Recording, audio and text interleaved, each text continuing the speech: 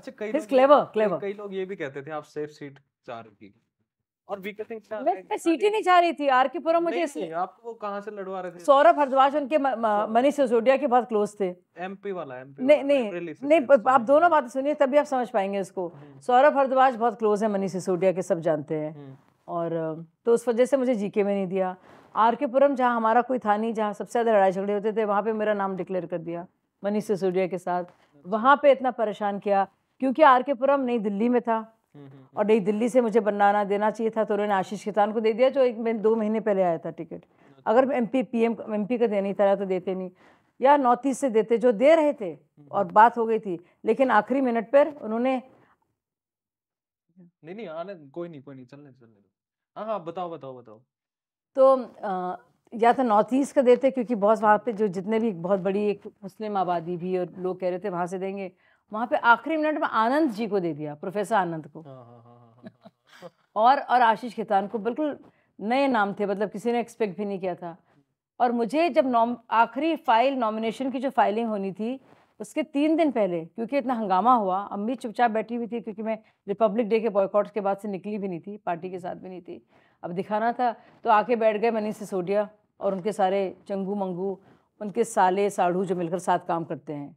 पूरा जो advertising revenue का जो खेल आप देख रहे हैं ना, तो मनीष सिसोदिया के एक साढ़ू हैं और एक साले हैं, ब्रदर इन लॉ एंड को ब्रदर इन लॉ, जो मिलकर सारा काम देखते हैं। सारा पैसे वैसे का काम उन्हीं के जिम्मे है सारा। तो वो आए तब और उन्होंने कहा से, तो बिल्कुल 3 दिन। और Ghaziabad is second largest constituency of India. वहाँ पे आप नॉमिनेशन है 3 दिन बाद, आखिरी डे, और मेरा नाम उसमें दिया। और मैं बस गई, लेकिन बहुत बुरे मन से मैं गई। और मुझे तो शौक था, मैं गई भी अरविंद से मिलने के। अरविंद भाई आप देते नहीं, आप नई दिल्ली से उनको देना था मुझे। तो नई दिल्ली में उन्होंने, क्योंकि आर के पुरम तो उसी में आता है, उसमें उन्होंने अपने आशीष खेतान को दे दिया। फिर और फिर ये भी मुझे पता चला कि वीके सिंह से मिले भी मनीष सिसोदिया और कहा कि देखिए इनको हम कर रहे हैं और हम लोग में से कोई खड़ा नहीं हो रहा है वहाँ पे। और वो क्योंकि सबसे पहले इलेक्शन कहाँ हुआ, 5 फेजेस में हुआ था, आपको याद होगा, मुझे तो याद है क्योंकि मेरी जिंदगी। स्टिंग का क्या मामला था, पैसे वैसे लेने का? वो बिल्कुल आप थे उसमें?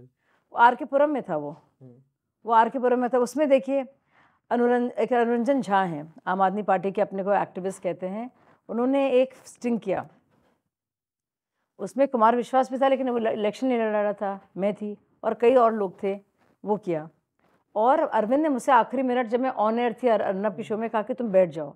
मैंने कहा अरविंद भाई आप देख सकते हैं कि वो कटा है, क्यों आप पता चल जाता है फ्रेम्स, आप कहीं का यस काट दे, हाँ, कि तुम कितने भ्रष्ट हो, तुम कहोगे मैं तो नहीं हूँ, तुम्हें कितने पैसे चाहिए, हाँ मुझे, तुम्हें क्या मिठाई चाहिए, हाँ मुझे चाहिए, तुम इसका हाँ और उसका ना लगा दो, तुम कितने भ्रष्ट हो, हाँ मुझे चाहिए, वो तो आप कट सकते। मैंने कहा अरविंद मैं तो टीवी की थी, मैंने कहा अरविंद तो स्टिंग में साफ लग रहा है कि उन्होंने यहाँ से वहाँ काटा है, मेरे पास आया था बंदा। और फिर आप यकीन नहीं करेंगे, योगेंद्र जी गए कोर्ट में और उसका असलियत भी सामने आई, और उसमें मैं कह रही हूँ देखिए हम चेक करेंगे, प्रशांत जी से ये सब काम नहीं कर सकते, वो उससे काट दिया था। लेकिन जब तक वो आया ऑलरेडी इलेक्शन के लास्ट डेट हो चुकी थी, मतलब इलेक्शन का वोटिंग का टाइम आ गया था। और आखिरी दिन प्रचार के अरविंद ने क्या किया, अरविंद आए नहीं जब उनको आना था, वो दिल्ली कैंट थे वो, हाँ वो दिल्ली कैंट तक गए वो वहाँ पे। और वहाँ पे और मुझसे क्या क्या गया, उनके कांग्रेस के आए हुए थे एक स्ट्रैटेजिस्ट आशीष को फोन में कहा, आशीष भाई अरविंद क्यों नहीं आ रहे हैं, इतना बुरा मेरे साथ हुआ है, अब तो फाइनली आई बिन एक्सोनरेटेड। तो बोले नहीं बहुत बीमार है। मैंने कहा दिल्ली कैंट कहाँ और आर के पुरम कहाँ, 10 मिनट का मैं आए नहीं हुए। और आप यकीन नहीं करेंगे वहाँ पे मुस्लिम बिच को हिंदी में आप सोचिए क्या वो हो सकता है, कुछ लोग मुझे बोल रहे हैं ऐसा, सोचिए। और वहाँ पे विदेश, इनको एक बहुत ईर्ष्या भी हुई ना कि सब विदेशी पत्रकार मेरे पास आ रहे हैं, बहुत हुआ नाम हो रहा है, मनीष वगैरह को खास तौर से ज़्यादा। तो मैं शिकायत करने जा रही हूँ, जो लोग मेरे बारे में कह रहे हैं आम आदमी पार्टी के, वो ऑलरेडी बैठे हैं मनीष सिसोदिया के पास। अच्छा। जो मेन कार्यकर्ता होते हैं ना पार्टी के, जो तो वो ऐसी बातें कह रहे मेरे बारे में लाउडली, ताकि पत्रकारों को जो विदेश से आए हैं या जो प्रोमिनेंट इंडिया के हैं उनको लगे कि मैं इतनी पॉपुलर नहीं हूँ। अच्छा। तो मतलब इन्होंने इतना परेशान किया है, और मेरी दिल से एक मैं क्या बोलूँ, मैं बहुत रोई हूँ इसको लेकर, अपनी किस्मत पर भी और अपनी अकल पर भी। और मेरी एक दिल से एक दुआ है बस ये कि इनकी असलियत लोगों को पता चल ये जाए। तो आप बद्दुआ दे रहे हो उनको। बद्दुआ है, वो बताया मैं कॉफ़ी ले लेता हूँ मैं। हाँ, बोलो, बोलो, आप बोलो। देखिए बद्दुआ हो भी नहीं, लेकिन बद्दुआ की तरह ही से है ये, हाँ, जिन्होंने इतना दिल दुखाया है जिन जिन लोगों का। मैंने कहा अरविंद से, हुँ, हाँ, अगर दिल से अगर आपको किसी ने इतना परेशान किया है हुँ। और ये अच्छा इस जज़्बाती तौर पर इस्तेमाल किया है, तो ज़ाहिर है एक तकलीफ़ तो रहती है ना आपके मन में। वही तकलीफ़ बद्दुआ बन जाती ये है। फ्रस्ट्रेशन तो नहीं है?